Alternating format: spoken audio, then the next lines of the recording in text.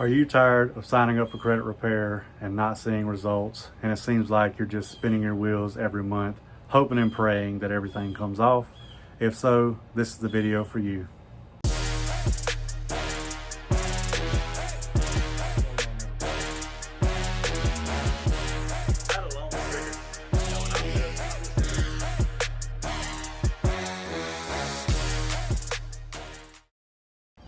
So I've mentioned this in the past, I'm going to mention it again. In just a second, I'm going to go to the whiteboard and show you we've changed our pricing to make it more affordable.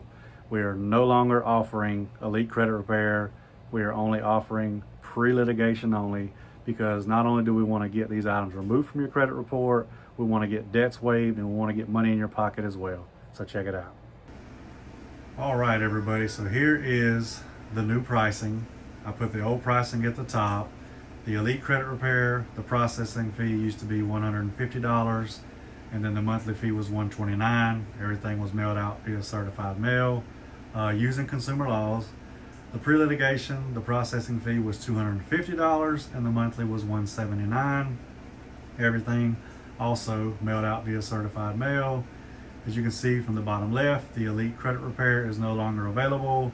We are no longer offering the Elite Credit Repair because honestly, all you're doing in the Elite Credit Repair or any regular credit repair plan is you're just spinning your wheels and hoping the stuff comes off. Pre-litigation is the way to go. If they don't want to fix the errors, we sue them and get it off that way. So I wanted to make this as affordable as possible, where I could make the bare minimum and make this work so more people could afford it. So the new pricing for the pre-litigation is going to be $199.99 to start. That's $50 off the regular price. And then the monthly fee is $149.99 a month, which is $29 cheaper. And that is effective immediately.